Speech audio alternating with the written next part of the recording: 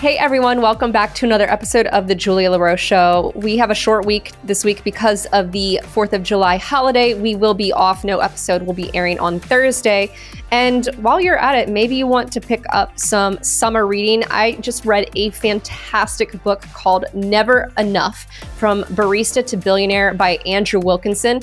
Andrew is someone I've known for many years. He is the founder and chairman of Tiny, which is a holding company that invests mostly in tech companies, but is kind of like the Berkshire Hathaway of the internet. In this episode, we have a very raw and candid conversation around his long-standing, I'd say probably contentious relationship at time with money and with wealth. And I gotta say, this was an incredible conversation with Andrew. He was, again, quite candid, and we got to explore some great stories about Warren Buffett, Charlie Munger, and Bill Ackman along the way. I hope you all enjoyed this one as much as I did, and be sure to pick up the book. You have to read it beginning to end, trust me. Andrew Wilkinson, chairman and founder of Tiny, which is a holding company, and author of the new book, Never Enough, From Barista to Billionaire. It is so great to see you, and it's great to welcome you on my show for the first time. We've known each other for several years now, so it's great to have you. Thank you so much, Andrew, and congratulations on the new book. Yeah, so great to be here, Julia. Thanks for having me. Well, I know we've actually talked about this for a while. And before we get into the book, which I read every single word, and I have a lot of questions for you, I'm really excited to discuss it.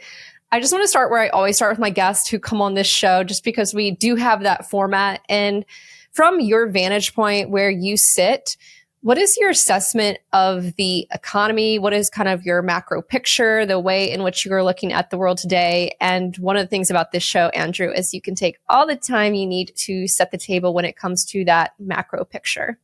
So I'm not really much of a macro person. We really focus on individual businesses.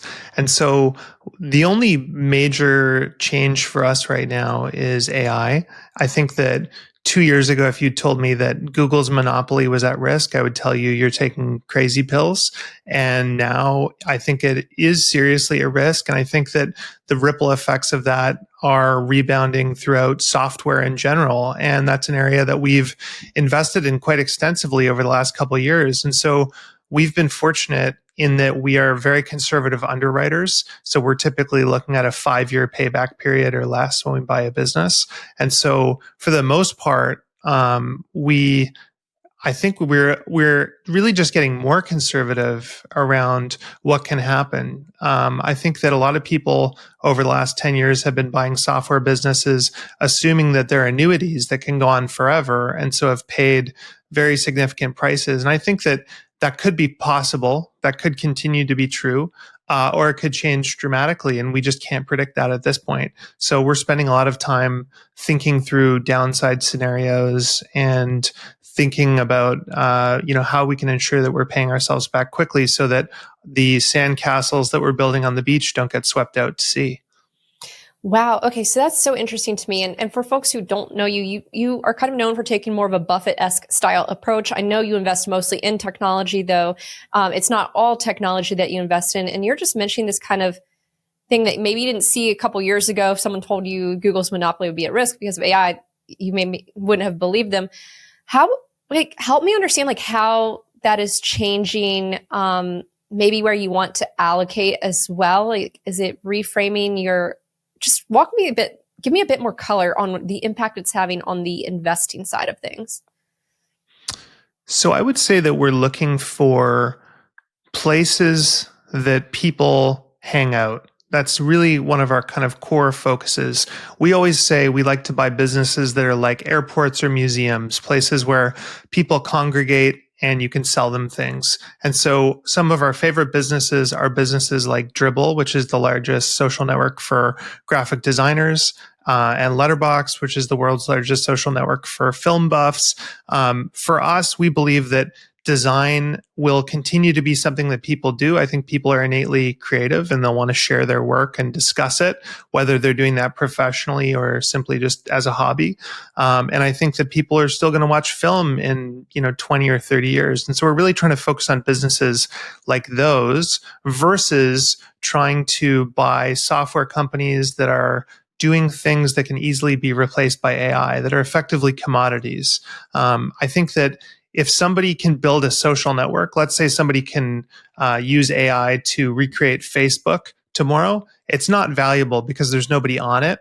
Whereas if somebody can build software that does invoicing or project management or whatever it is, it's very easy for people to switch off to the cheaper alternative.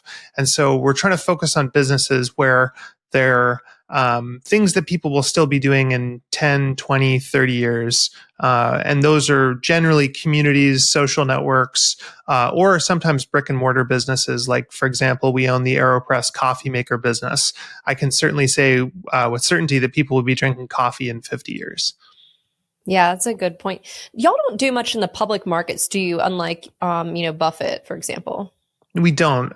I wouldn't say that we won't ever do that. I love the idea of taking minority stakes in wonderful businesses. But for now, we found the greatest opportunity has been in the private market, where we're able to acquire businesses at very good multiples compared to what we would pay in the public market. Mm-hmm. And before I get into the book, you are a parent as well, so it makes me kind of curious too, like with this kind of sea change, this paradigm shift because of AI.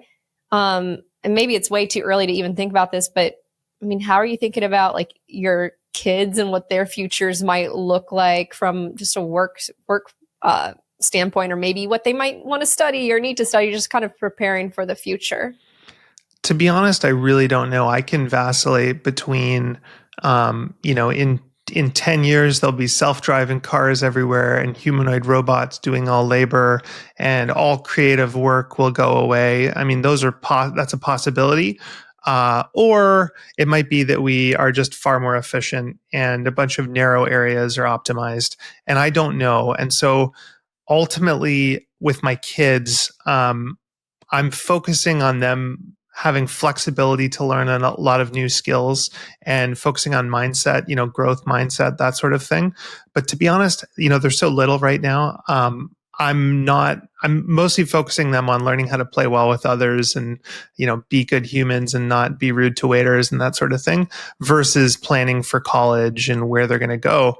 That said, I don't feel that what I would have said 5 years ago is focus on learning how to connect with others and storytell and emotionally connect. Because I think that is something that's innately valuable that can be applied to almost any industry. But even now, I watched that ChatGPT voice demo that OpenAI did about a month ago, where they had the woman or the digital woman reading a book and making it dramatic and realizing that ultimately even very human elements of connection, like I think will be able to be simulated. I think that we will be able to have digital therapists who can stare deeply into your eyes and make you feel seen and heard and evoke emotions. And so, to be honest, I still think that's very valuable in the real world, but I don't know what is going to be valuable in the future other than maybe manual labor. And even that, if artificial general intelligence takes off, they will create robots and the robots will be able to do all those things as well. So I was talking to my business partner, Chris, and we were saying, if we could invest in any industry, we had to put our entire net worths into a single business in one industry, what would it be? And one of the people we were sitting with suggested HVAC, so like air conditioning and stuff. And we actually were feeling like, well, that's actually highly disruptable, because if there's a big white collar disruption, let's say that 30% of legal jobs and other administrative jobs get wiped out, where are all of those traumatized people going to go? To a industry that they deem as undisruptable and safe, like blue collar work, like HVAC or repair work or that sort of thing. And I could easily see HVAC becoming a very bad business because it gets flooded with technicians and people seeking a safe job. So I don't know is the end answer. I don't know what's safe. And at the same time, I'm not scared necessarily. I think that a world with that much abundance will be wonderful for everybody. It just might make investing harder. Yeah, no, it's so interesting to hear your perspective and diverse viewpoints that come on this show as well. All right, we have to talk about the book. You open it up and I always like to see like who's giving it a review. And one of the first names I see, a couple of folks who've been on this show, but we have Bill Ackman, the CEO of Pershing Square Capital Management, whom I know you know quite well. And he called it an incredibly candid and personal story of a great young investor and his learnings from success and failures to date. I read it in one sitting and I loved it. A must read. Another high praise from Morgan Housel, who called it a massively important topic written by a guy with firsthand experience.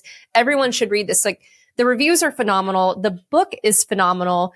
I could see your evolution throughout, and I'll share some thoughts a little bit later, but this wasn't the book I think you intended on writing. You were probably thinking you were going to write more of a typical business book. Just walk me through that process. Why this book? Why was this the outcome? So in 2020, I decided I wanted to write a book. And I really just felt that, Chris, my business partner, Chris, and I had learned some interesting lessons in business, and we had some observations we wanted to share. And so I set out to write a pretty traditional business book. But I've always been a storyteller. I've always been somebody that prefers to show, not tell, or storytell instead of tell. And so I started writing anecdotes. I started collecting all the anecdotes over the last, almost 20 years of my career. And very quickly, I started pulling out these very emotional moments and pouring myself onto the page. I started writing about all my anxieties and my midlife crisis and grappling with wealth and all of these things. And it was really interesting. And so I kept pulling on that thread. And I ended up writing a book that was really, if I'm being honest, it was kind of a form of self-therapy. I was trying to work out at that very moment from kind of 2020 to 2023 who I wanted to be when I grew up and what I wanted the next half of my life to be about. And so the book is really about me going from, being a random barista to at one point having a net worth of over $1 billion, and what that was actually like. It's firsthand account. And I think it's not necessarily what you'd expect. It's not all roses.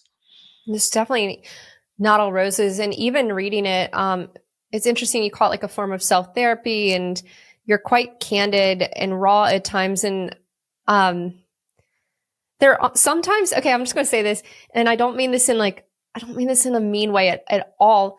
But as you're reading the book, you kind of go through this evolution, and there are times as the reader that it's like, wait, who is this guy? Or like, what? It's sometimes there are moments where you're not always likable in the book until like you get to the end, and like it's evolution. You have to read the whole thing to get to the end, where you kind of have this like closure in I guess maybe the relationship with money, this like lifelong obsession with money. And I'm so terrible at saying that, and I hope I didn't offend you by saying that, but I really enjoyed the book because I loved seeing the evolution, and I didn't know exactly where it was going to go. Yeah, no, I mean, I'm kind of the villain in many parts of the book Yeah. where I kind of out of fear end up hurting the people around me in business, and at one point, I have this guy who takes me under his wing and basically kind of convinces me that business is this brutal world and you need to, bite or be bitten and be a shark. And push grandma off the roof. And I learned the hard way that that's horrible. And if you swim with the sharks, you will become one. And that I didn't want to be like that. And yeah, I mean, the book really is about, making those things right and coming to terms with them.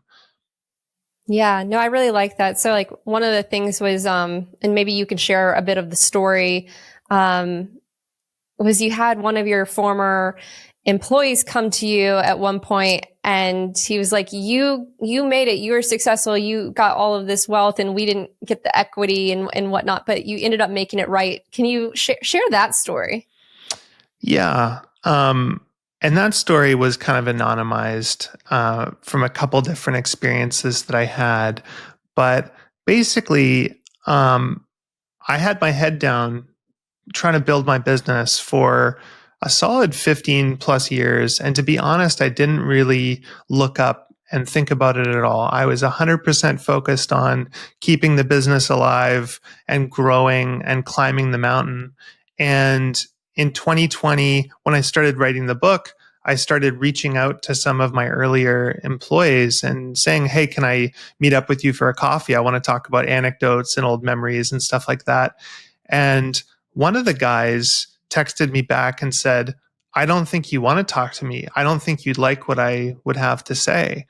And I, continued to meet with a variety of them. And it turned out that there was quite a few people who I had really upset or mistreated along the way. And that story was one of them. So I went out for dinner with this guy, and he basically said, look, you made all the money, and I got a paycheck. What's the deal? And in that instance, I think it was a fair bargain. I, paid this person very, very well. And, they went on to have a wonderful career, and, they worked for me for 2 or 3 years. And I didn't end up deeming that person as somebody who really deserved special treatment. But there was a few people when I looked back that I realized I felt deserved something, and, had really through kind of chance not made a lot of money, right? So it wasn't that they weren't paid well. They were paid, they're a loyal employee, but really people where I felt like I couldn't have done it without them. And ultimately, I wanted to give them something to, to say thank you for the journey. There was people that have been with me for 15 years, and simply because of the different companies they were at where there were no stock options or something like that, they never did have any liquidity or an exit. So that's really what I've been doing. At the end of the book, I talk about this, but I've been going back and going to a lot of those early people that I felt kind of poured their heart and soul into the business, and have, given them large sums of money. Yeah, no, I love the way you ended the book as well. Maybe we can kind of just start a bit from the beginning, and I might be a little bit all over the place here, but just kind of your own journey. You mentioned going from being a barista and getting into business. Maybe we can just start there at the beginning, and tell a bit of that journey, getting into business for the first time. So, I really started business when I was in high school. I started a tech news site with 2 other kids I think we were all 15, and we started a Apple News website. And I didn't know it at the time, but what I was doing was actually business. I was creating a product and managing a team of people to produce content, and I was selling ads and making money. And ultimately I was running a P&L. I just didn't know what I was doing. And so when I graduated high school, my dad said, well, why don't you go to journalism school? That seems to be what you're doing. And I went, okay, I guess I'm doing journalism. And, very quickly realized that journalism was not going to be the path to money. And ultimately, for reasons I share in the book, money was a source of stress in my family. And so I wanted to make money. I decided that that was important to me. And so I dropped out of university. I was working as a barista and trying to figure out my life. And around that time, these 2 guys started coming into the coffee shop every day, and they would just sit on their laptops. And one day I walked over to them and said, don't you guys have jobs? Like, why are you here all day? And these guys were just a couple years older than me. And they said, well, we're web designers. We have a little web design agency. And it turned out that these guys would just basically go door to door to different local small businesses, and they would sell them websites for, $500 to $1,000 a pop. And then they would sit in the cafe all day and make websites. And in that moment, I went, man, I don't want to be the guy making the espresso. I want to be the guy drinking it, sitting on his laptop. That seems pretty good to me. And so I went out, took the bus down to the bookstore, and I bought a book on web design, and I immediately started doing the exact same thing. And that was really how I got started. And flash forward 20 years, I would not have expected to be here. Yeah. And that first business, that was MetaLab designing the different websites. Is that right? Yeah. Yeah. Okay. So talk to me about the first time you had an exit in your business. Was that MetaLab or was that Pixel Union? That was Pixel Union. Pixel Union. Yeah. Walk us through the first time you had an exit where you had meaningful money in the bank. Yeah. So I had this web design agency, and, web design was a hard business. You either have too much demand and not enough supply, of great talented people, or you have too many people and not enough work. And so you're constantly going between these feast or famine moments where you think you're going to go out of business. And that scared me. And so I was constantly trying to diversify into other types of businesses. And I started probably about 10 really stupid businesses. I started a skin cream company, a pizzeria, a cat furniture business, all sorts of different stuff. And after about 5 years of doing that, I had started these 10 companies and one of them had worked. And that was this company called Pixel Union, which was a partnership with Shopify. Shopify at the time was quite small, and we had met them at a conference, and they said, "Hey, we would like you to to design themes for our platform." And so we'd started this business, and lo and behold, it started doing very, very well. And around that time, I was quite burnt out, and I decided that I would explore selling my first business. And I had this exit for about $7 million, $3 million of which was upfront. And to up to that moment, I really never had more than $20,000 in the bank. I had a lot of cash flow from all the different businesses, but I was constantly funneling it into new opportunities or spending it. Frankly, I was very irresponsible. And I remember I was at like a strip mall and I went to an ATM and I checked my balance and it was like $3,020,000 or something like that. And I was like, "Oh my God, I'm done. Like I'm rich. This is, I'm good forever." And I went out and set about trying to convert that into the wonderful life I'd always imagined that it would provide me with, and started buying silly things and bought a fancy house and bought a fancy car and all these things. And I very quickly noticed that within about a month, I would always revert back to my normal level of happiness. And I would be left with this feeling of wanting more. It was kind of like eating ice cream. You don't ever, you might eat a bunch of ice cream and feel sick, but you're never going to not want ice cream. You're never going to take your last bite and go, "I'm done." And I think I started to learn that with, possessions and things. And so I started redirecting that energy instead into investing. And that was really the moment that I turned a corner. I think I went from this kind of irresponsible entrepreneur who is just starting businesses left and right and spending money to somebody that actually learned about compounding and investing. And what I did is I basically said, "I'm going to stop starting businesses and start buying them and holding them." And what it inspired me is I'd read a book about Warren Buffett. And as soon as I started doing that, it was like business on easy mode.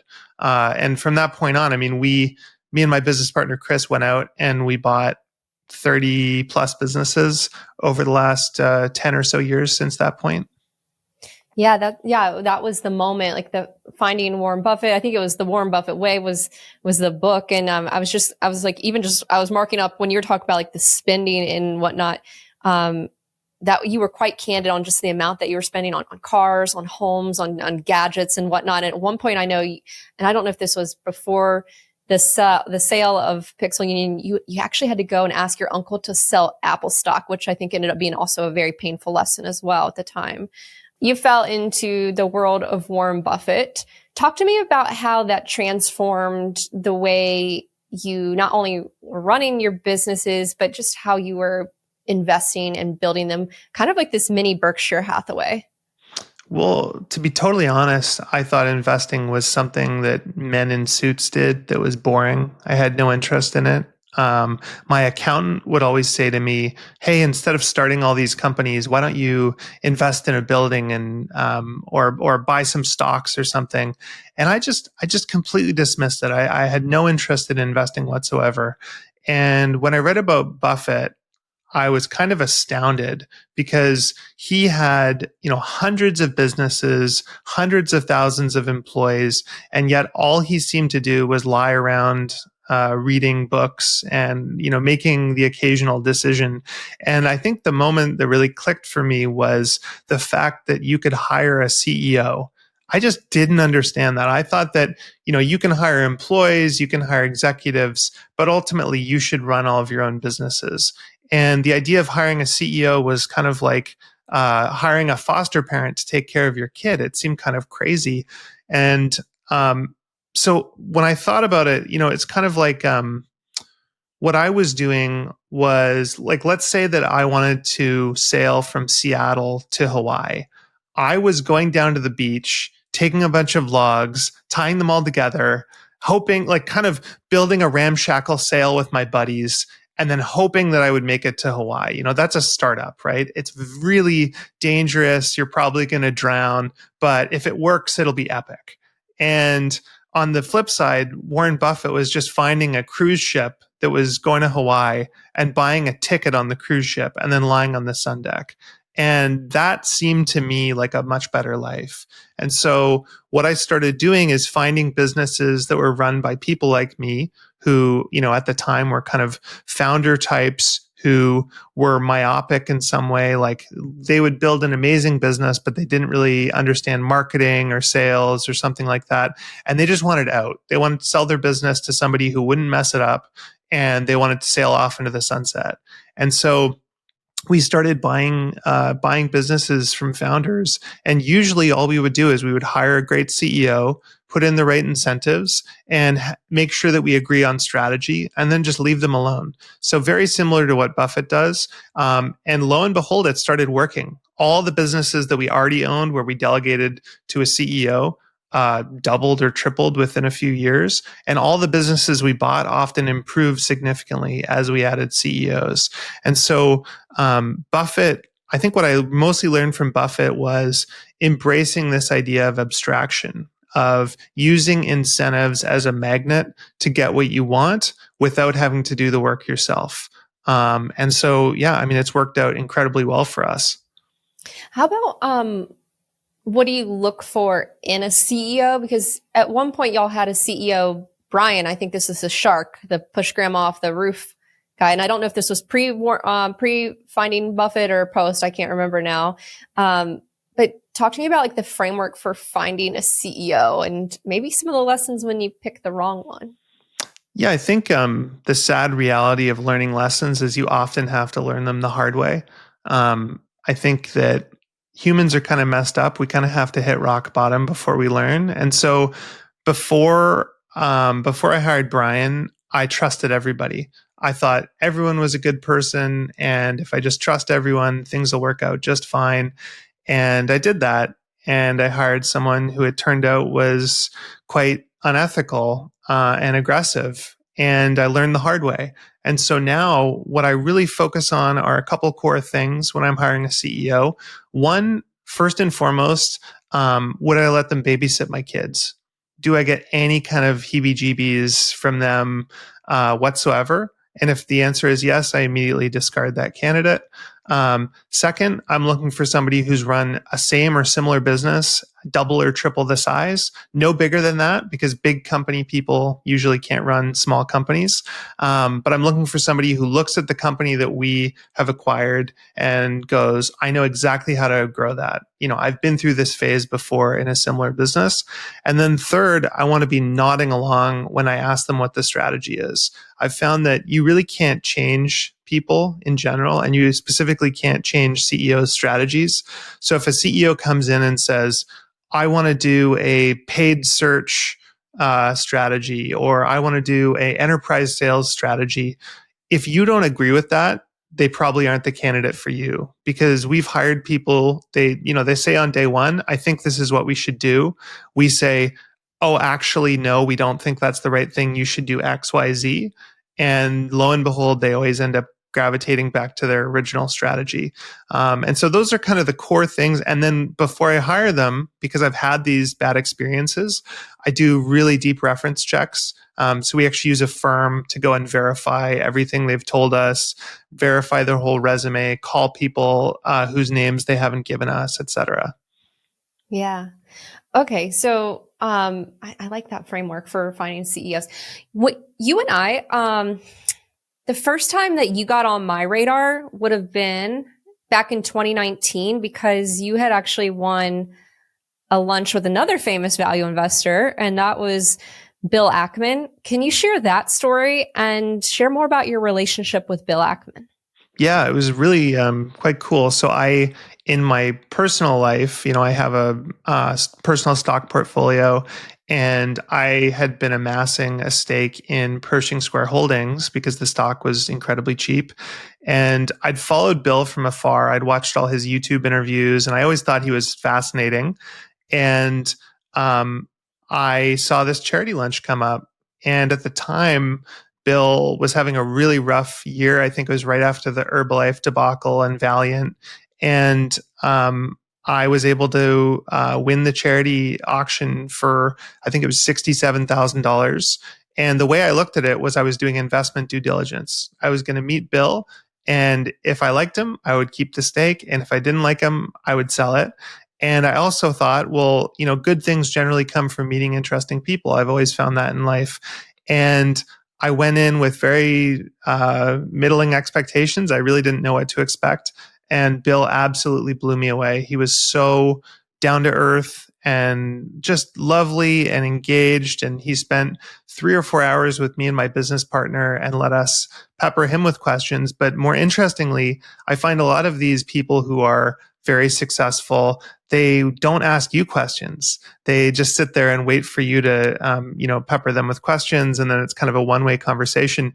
Bill actually turned the mic on us and he said, I'm interested in technology. What do you think of this company or that company? Or what do you think of this business I invested in? How does your business work? He spent probably an hour just trying to understand how our company functioned and all of our different businesses worked.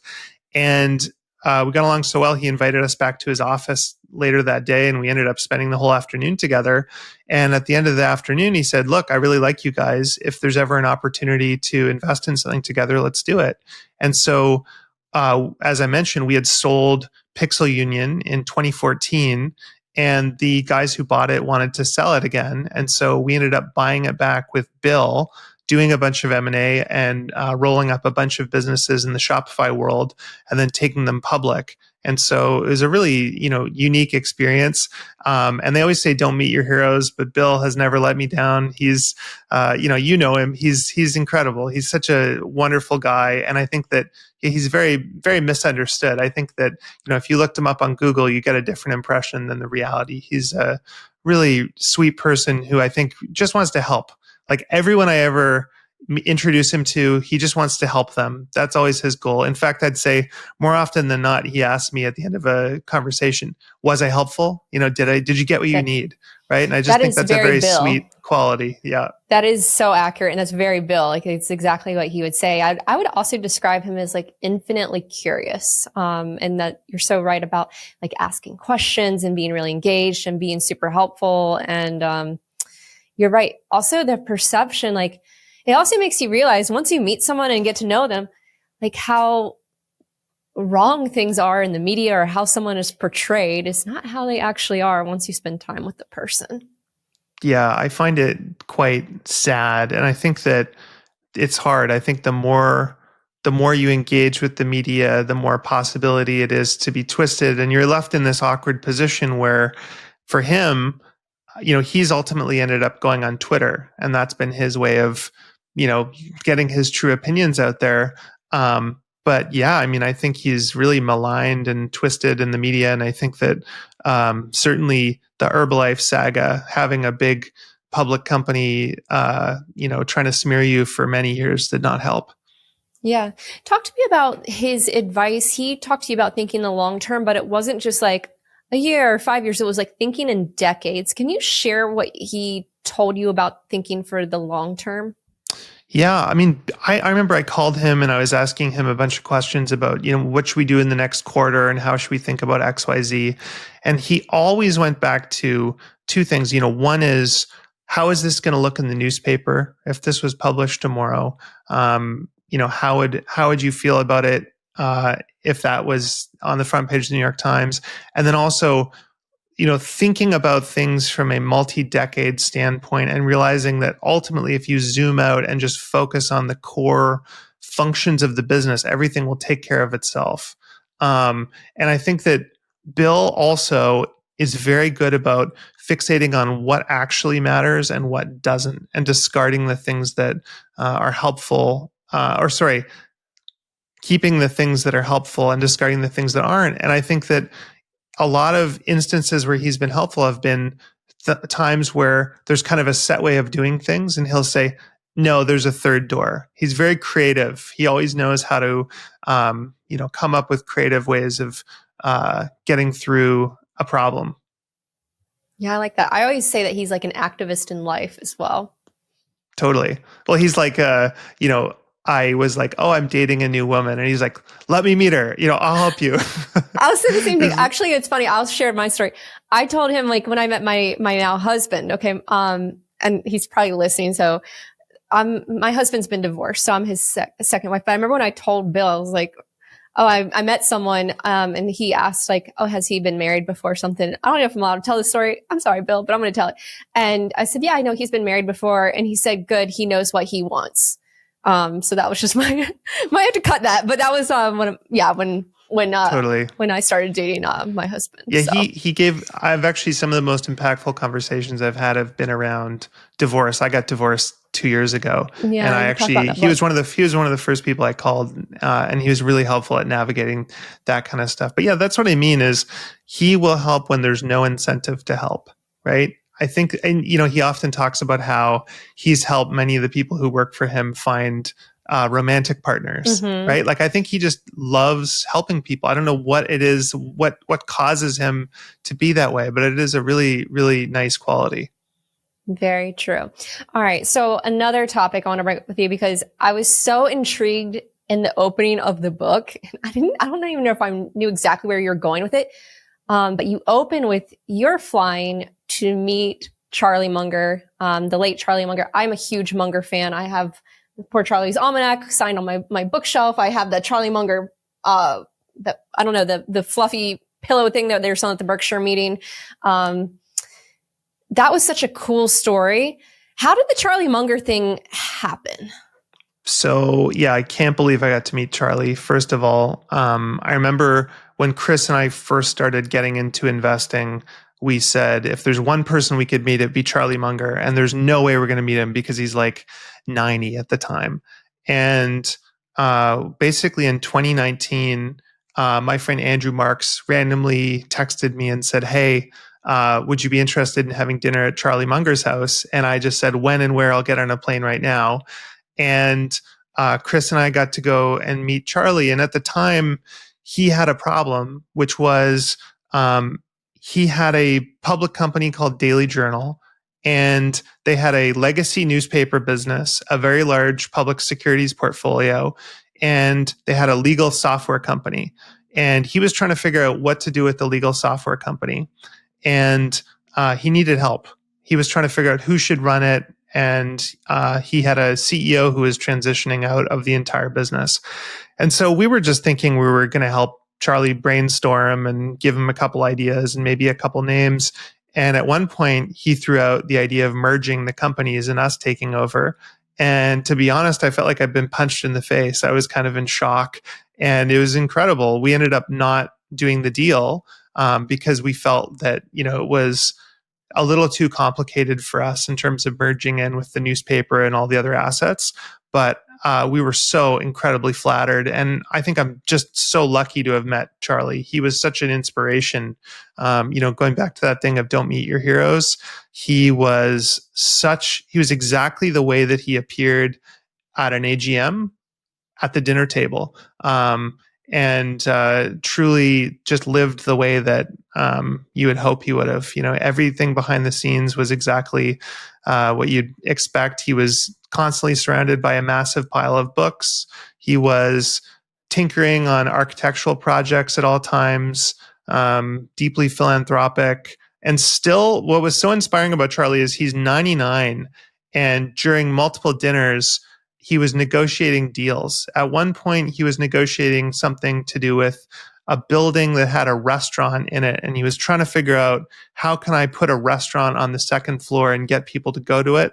And then on the other dinner we had, he was negotiating some kind of deal to finance a massive building project. And he had this young business partner, Avi Meyer, who would just run into the house at random and start asking him random questions. And so even at 99, he was still active and curious and reading and changing. And it was fascinating to witness. He's very inspiring.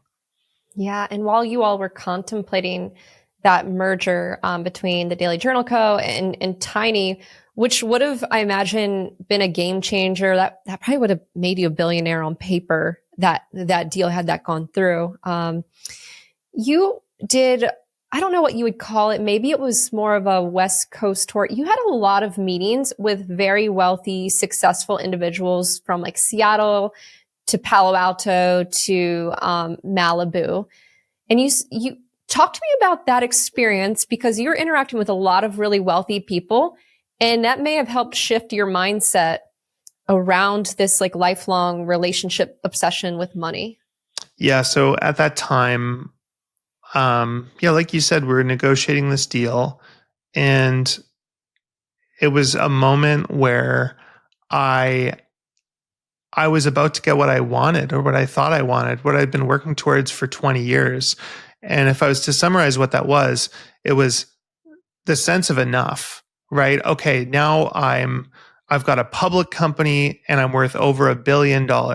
That surely will quell the anxiety inside of me, and I don't have to worry about money anymore.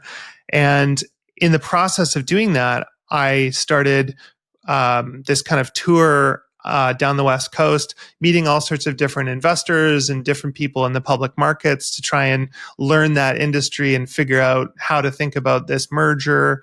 And as I did that, I just realized that all of these people were still going.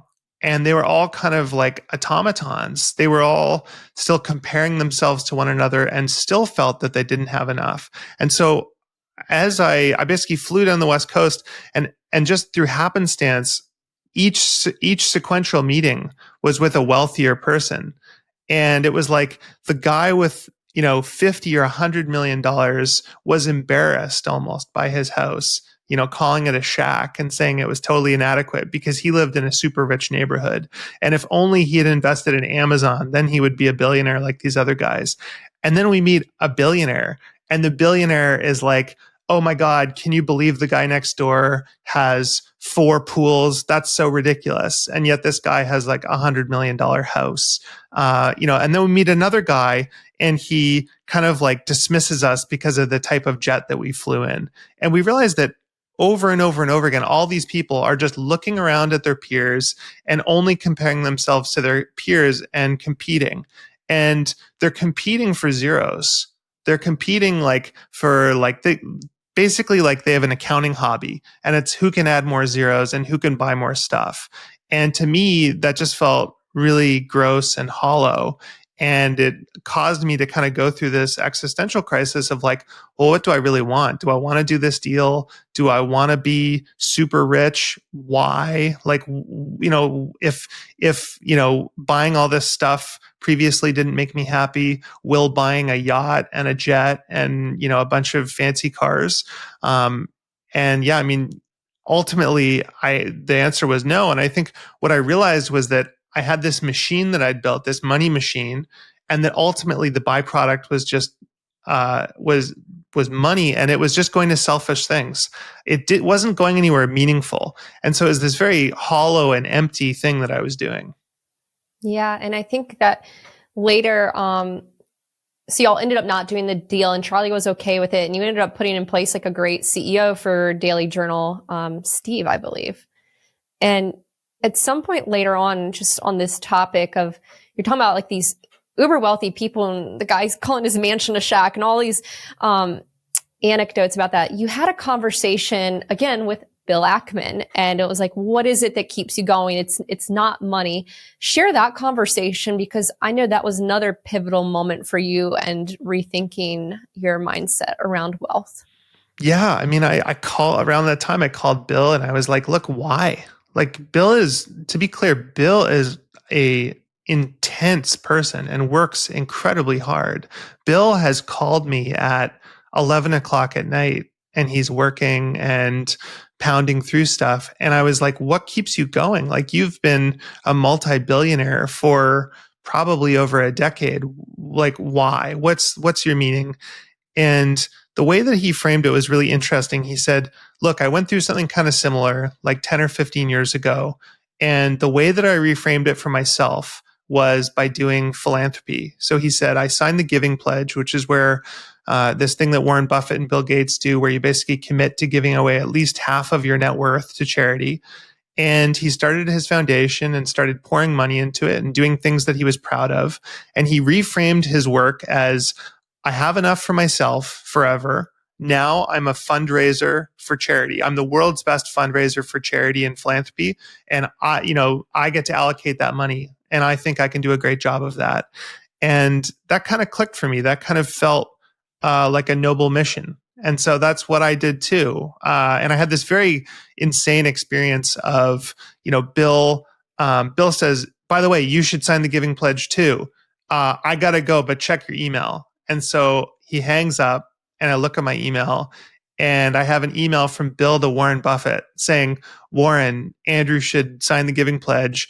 And I get an email a couple minutes back from his assistant saying, oh, call Warren. He's free all afternoon. And I ended up talking to Warren Buffett for an hour and agreeing to sign. But we'll talk about like crazy mornings.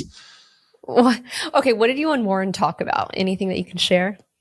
Mostly he had that same quality that Bill does of just being very curious. Charlie was he was like the old man on the mount.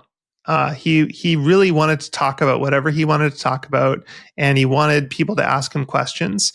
And the only way you could get through to him was writing him letters. So Chris and I would write him letters when we had questions, like deeper questions. But otherwise, when you go to dinner with Charlie, like he would just kind of sit there and wait for all the young bucks to ask him questions.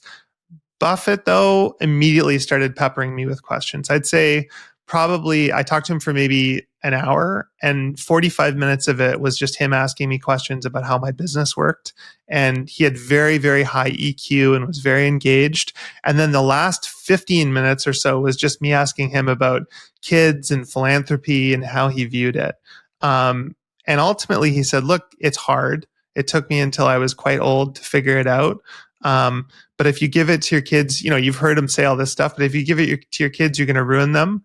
And, you've won the ovarian lottery and you've got a duty to society to do something noble with the money. And, I was already in that mindset. I'd already been thinking about philanthropy, but it kind of pushed me over the edge to make that commitment. And ultimately, the way I looked at it was kind of like burning the boats. I was like, I'm going to make a big public statement and say that I'm going to give away the large majority of my wealth. And that's going to force me to do the right thing. And so, yeah, I've signed the Giving Pledge and started that process over the last couple of years. Yeah, and that's where you close when you say, now I'm reframing things as much as I can, no longer striving to be a billionaire, but rather an anti-billionaire, intentionally working to shrink my wealth over time as I give it away. I mentioned earlier, and I didn't do it so eloquently, where over the course of the book, you see your evolution and how much you grow, and you go through the period of where you come across as the villain, and you come out on the other side of things at the end of the book. If you could go back, is there anything you'd do differently in those younger years? And if so, what would you do? What would you change? Well, I remember there was this moment where I went to one of my employees and I told them the great news that we had won this big contract. And I said, isn't this awesome? We've signed this $20,000 contract to do this big project. And he didn't seem excited. And I didn't understand why. And I mean, I look back at that and think, how could you be so stupid? Of course he wasn't excited. It's more work for him for no more pay.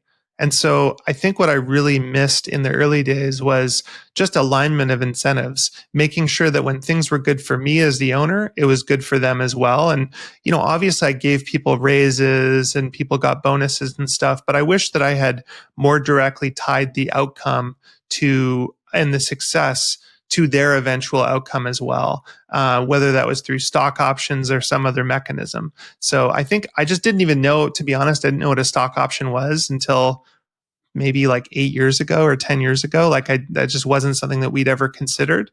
But I wish that I had done that in retrospect. Yeah. And also this notion of, well, the book title, Never Enough, but what for you, Andrew, would you say is enough? What does it mean to you today? Well, I don't think there is such thing if you're programmed the way I am. Um, so even after writing the book and working through all that for myself and being in a very financially comfortable position, I still feel anxious about money every day. Um, I think that ultimately the problem comes from within, not from the bank balance. And so for me, it's been more about working on my own anxiety and going to therapy and frankly medicating myself. I take a SSRI every day. And that more than any other thing, more than making money or success or anything else, has actually quelled my fear and my need for more. So yeah, I mean, what's that great Pascal quote? All of man's miseries arise from an inability to sit quietly in a room. I think that there's a lot of truth to that. I think that if your set point for anxiety and fear is high, then you'll probably feel that no matter what's going on in your life. Yeah. This is your first book, and I know writing a book, it's very difficult. You don't know, like, you don't know the reaction. You don't know how it's going to perform. You don't know how it's going to resonate. Can you share a bit of that experience, and what do you hope that the reader takes away? Well, I was pretty terrified because when you work on a book, you work on it really in isolation. I had editors and some friends look at it. But you always fear like, okay, they're not going to tell you if it's a piece of garbage. And finally, after 3 years, I started sending it out to a bunch of friends that were authors. And I've been bowled over. Like, you read some of the quotes. Like, I think I sent it to Bill, and Bill called me like 6 hours later and was like, I just sat down at my coffee table on a Saturday and read this entire thing in one sitting. Like, that was a good sign that it's a good book. And just that I've been able to get the endorsements I have from like James Clear and Morgan Housel.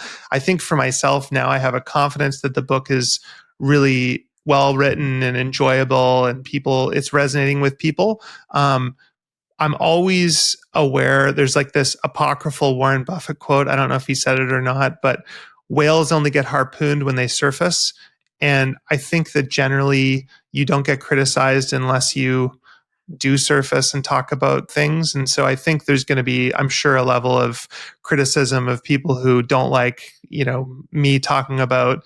I think ultimately the message of the book is that capitalism is not evil. Um, you know, it's a flawed system, and it's kind of a defense of saying like, look, like most successful entrepreneurs are really just people with some form of trauma. If it's lowercase t trauma, they might own a couple auto dealerships. And if it's an uppercase T trauma, maybe they started Amazon or something, right? If you pull the string on most very successful people, they often had really difficult, complicated lives. And I think capitalism is this amazing machine that takes complicated people and greed, and it produces really wonderful outcomes for everybody. And so I think there's going to be people that don't like that message, and I think there's going to be people that don't like the title. I mean, Barista to Billionaire. I think there's a lot of people that'll read the subtitle and go, "Fuck this guy," without ever reading it. That's why you have to read the whole book. That's what I was getting at earlier, is you see the evolution. Like, I think James Clear's quote is so great. It's like a business book and therapy all in one. I butchered the quote, but it was something along those lines of, you have to sit down like Bill in one sitting. I did mine in 2 sittings, and read from beginning to end to get that full picture and understand. There are a lot of valuable lessons along the way. I think you did a fantastic job. And what I appreciate the most is just the candor. You don't get that every day definitely don't get that in most business books. So I give you a lot of credit for that. Thank you. Yeah, there's one book I read that was really inspiring called How to Get Rich by Felix Dennis. Have you read that book? I think I have the audiobook version of that. Yeah. Yeah. He wrote this wonderful book probably 15 years ago, and it has this incredibly douchey title, How to Get Rich. And it's a photo of him sitting on a golden throne. So that's right. I do have that book. Very cheesy. But if you actually read the book, it is so vulnerable. It's really a book about how money ruined his life and became an addiction.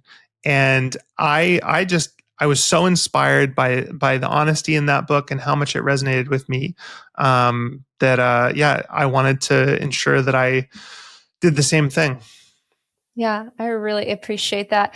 I want to give you the final few minutes here, Andrew. Obviously, let folks know where they can find you on social. Tell them to pick up the book. They should definitely pick up the book. And let's leave the audience with some parting thoughts, something to think about. I would say one thing I've been thinking about a little bit is North Stars, the importance of having people that you want to be like. And I don't think that there's always one person. I think there's sometimes many different people that you want to sample little parts of. But I've been thinking about that a lot. Who do I want to be when I grow up? And what I've been centering on more and more is people who not necessarily are hyper rich and successful, but instead focus on relationships. So I've been reading a really interesting book about the Harvard Grant Study, which is one of the largest and longest studies of human happiness and relationships over the last, I think, about 100 years. They basically followed 1,500 men from 1920 till now. And they looked at all these different factors in their lives and what produced happiness, what produced discord. And the number one finding of that was great relationships equal a great life. And so I've been thinking a lot about that and looking around at people that I know that are older and still have good relationships with their kids, still have good friends, are still engaged in the world. And frankly, I was lucky enough to go to Charlie Munger's funeral, and I was amazed by how many people he touched. I mean, he had a long time to do it, but he built this huge, wonderful family, and he was involved in so many different organizations and had so many great business partnerships. And I was just in this room surrounded by people that he had impacted and had long, multi-decade relationships with. And I thought it was really inspiring. And I don't know that I'm not actually like Charlie Munger at all. Charlie Munger is a completely unique person, but I think there's elements of his life that are very inspiring. And so, yeah, I've been thinking about that. Who do I want to be when I grow up? Who's my North Star? And I'd encourage all of your audience to think about that too. I love that. And just on the Charlie Munger point, I feel like he's someone that will be talked about 100 years from now, just the impact that he's had. What an incredible person, an incredible life. I really appreciate you, Andrew. Thank you so much for taking the time to come on the show. Congratulations on the book. Everyone, please go pick up a copy of Never Enough from Barista to Billionaire. I promise you it will be a delightful read. I quite enjoyed it. Andrew Wilkinson, thank you so much for being so generous with your time, all of your wisdom. I appreciate you coming on the show. Thanks, Julia.